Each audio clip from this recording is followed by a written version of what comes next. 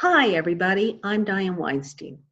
Today, I'll be talking about the use of behavioral resumes to increase the odds of obtaining a job interview.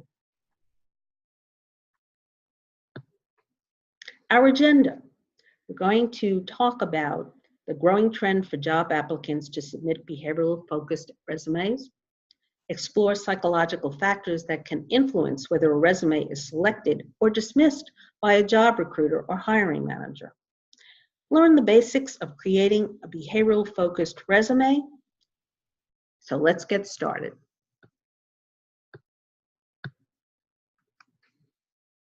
Historically, most hiring managers and recruiters are familiar with three major types of resumes. A chronological resume lists an applicant's work history in reverse chronological order, with the present or most recent job first. This is the most common type of resume today. A functional resume is organized by skills and is often used by people with A, less experience for a job sought, B, gaps in work history, C, career changes looking to enter a new field, D, older workers who want to de-emphasize their many years of work experience, or E, job applicants with relevant experience in unpaid areas of work such as volunteer work. The third type of resume is the combination resume. This resume displays experiences and skills first, followed by work history. Well, there's a new resume in town. Many of today's job applicants use one of the noted three resume formats as the foundation for their resumes, but with an added spin on behaviors that make a job applicant appear to be stronger as a candidate for a job. Think about it. Companies receive tons of resumes, and the number one use of resumes is to screen out applicants. Wow. Unless your resume stands out, it really won't be read carefully or read at all. So the question for you is, how do you encourage hiring managers or recruiters to review your resume in detail? The answer is to include behaviors in your resume that strongly suggest that you're a great candidate for the job you seek. Why is this important? Hiring managers want to know if a job applicant can walk the talk. That is, can they successfully do the job that they say that they can do? Putting behaviors within a resume can help a candidate demonstrate that they understand how to perform a job well. Let's look at an example of how this works. Here's a traditional and behavioral resume. We're looking at the education of both job candidates. Education is normally put at the beginning of a resume. Job candidates need to show that they have the credentials for a job. In this case, these are resumes for somebody seeking a job as an attorney. Showing that you have a law degree is important. That's true. However, unless a job applicant is number one or number two in class rank at law school, educational credentials really appear quite similar on paper and will not normally differentiate a job applicant. It's the next section of a resume, the experience section, where a hiring manager can start to identify stronger candidates for a job. Here's a traditional resume on the left and their experience, and the behavioral resume on the right. The traditional resume displays the applicant's legal experience, other work experience, and community activities. Zero in and you'll see words like draft, prepare, and contact, action words to describe what this person has done in a prior job. As you read the traditional resume, you can visualize the applicant maybe drafting and preparing material and contacting clients on the job. But look at the right side of the resume, of the behavioral resume.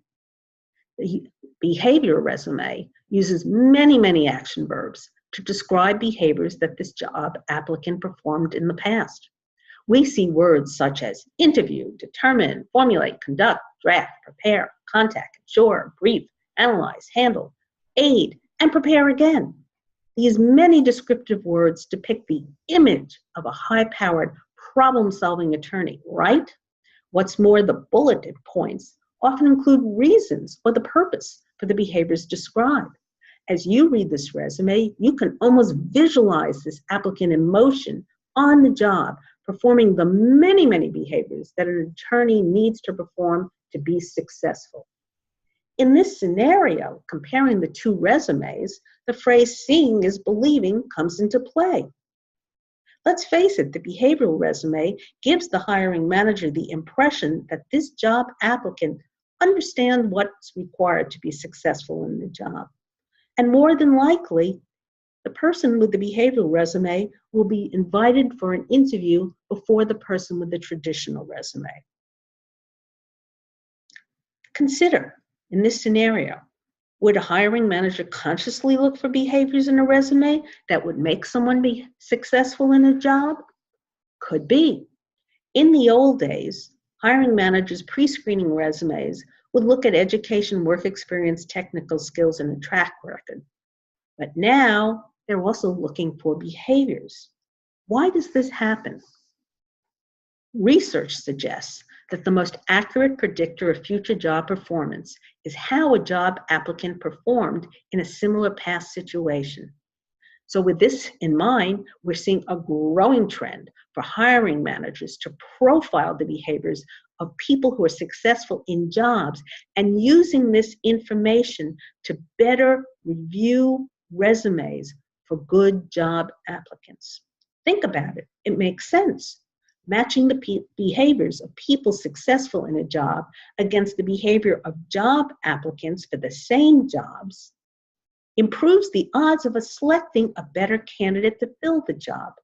I mean, after all, if you were the hiring manager, wouldn't you want to select candidates to interview with the behaviors needed for success in the job? Absolutely. It's become a best practice to do this. On a related note, some may also say that the biggest obstacle to being selected for an interview may actually be in the hiring manager's head. Literally. Why? Did you know that there are many psychological factors that may come into play when a hiring manager reviews your resume? Let's look at the resumes to check this out. On the left again is the traditional resume. On the right is a behavioral resume. When we think about the research on resumes, one of the first one that comes to mind is Naus's research, which suggests that a resume provides initial information on an applicant which can lead to strong first impressions. Wow, which resume, left or right, provides a better first impression of a resume? I'm going to guess you'd agree with me that the behavioral resume creates a better first impression. Let's talk about another piece of research. Fisk and Newberg's research suggests that resume reviewers automatically first classify applicants into stereotypic characteristics. So if you see somebody with a behavioral resume, wow, that has all of these different behaviors that you think of when you have a successful attorney, and compare it against a traditional resume, which really doesn't describe the behaviors very much, you're probably going to automatically classify the behavioral resume applicant into stereotypic characteristics for success and be more willing to interview that person. Here's another piece of research. Brown and Campion's research suggests that people evaluate resumes with attributes required by jobs for success as more attractive. So with that information in mind, the behavioral resume would probably be more attractive to a recruiter. Naus's research also indicates that resumes provide cues to hiring managers. So let's look at an actual illustration. If a hiring manager needs to hire a leader to immediately turn around a failing division, would a recruiter have greater interest in interviewing the person with the traditional resume that says the applicant, well, led a unit's turnaround and developed a customer service program, Or the applicant with the behavioral resume, which says the applicant spearheaded the unit's turnaround and pioneered the development of the unit's new customer service program. The word spearheaded and pioneered in the behavioral resume suggests that this candidate is a stronger candidate and a make it now happen candidate. I'm guessing the behavioral resume applicant would be invited first in for a resume before the traditional resume candidate. Think about this. If you're a recruiter with bad hiring mistakes in the past, wouldn't you be more cautious about who you bring in to interview for a job opening? A resume that lacks ambiguity and has more concrete, specific behaviors aligning with job success qualities would reduce a hiring manager's concern that they're going to make a poor decision to bring in candidate. And bringing in the candidate with the behavioral factors would increase their confidence that they're bringing in a strong candidate. So, no surprise, the hiring manager would probably select the person with the behavioral resume to bring in for an interview before someone with the traditional resume. Okay, so let's recap for a moment. We know that there's a trend for companies to use behavioral profiling to help managers and recruiters identify job applicants that are stronger. We also know that there are psychological reasons that impact why a hiring manager selects one resume above another. We understand now that behaviors play an interesting role in making your resume look stronger to a hiring manager. So let's talk about how we actually create a basic behavioral resume.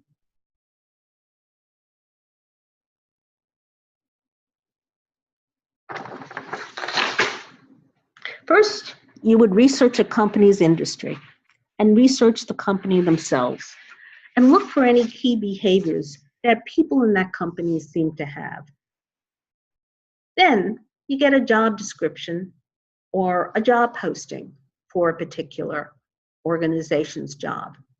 How do you do that? Well, you might research the company online. You may go to monster.com or Indeed, or try Googling a job description for the job title, or maybe speak to the actual job recruiter.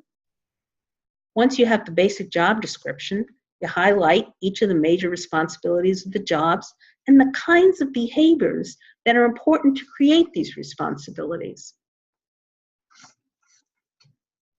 Then you put a simple matrix together. Here's an example for human resources specialist. From a technical standpoint, an HR specialist would probably have 5 years of recruiting experience, knowledge of employment law. From a business acumen standpoint, they'd be a strategic thinker and have international experience. And from an interpersonal standpoint, a person would likely have good interpersonal skills. You would probably be able to identify all of this from a basic job description. But then the important fun starts. Now you think about what kinds of behaviors would a person have to meet these requirements. Well, from a technical standpoint, an HR person who's strong in their job would probably be good at problem identification, have strong HR knowledge, good analytical skills as well. From a business acumen standpoint, a person in the job would need to demonstrate behaviors in leadership, teamwork, partnering, change management. And from an interpersonal standpoint, a person in the job would probably need to demonstrate good customer service, influencing others, listening skills, maybe negotiation skills, and facilitation skills. And now you'd go, do I have any of these kinds of behaviors in my background? And if so, can I put this into my resume to make my resume look stronger? Having said that, a reality check. Be honest and ethical in what behaviors you really have and what you can put into your resume. Too many times people have lied on their resumes and got caught lying. Or many times people lie on their resumes, get hired, and then can't perform in the job. Some final thoughts about the behavioral resume. Stack the deck in your favor. An organization's business strategies and the role that a hiring manager or recruiter plays in making these business strategies a reality sets the stage for companies to develop competency or behavioral profiling programs as key components of workforce selection processes. Recognizing this trend, job applicants can spotlight their behaviors in the resume review process by leveraging the psychological factors that influence resume screening processes and the trend for organizations to use behaviors to better identify applicants for job openings.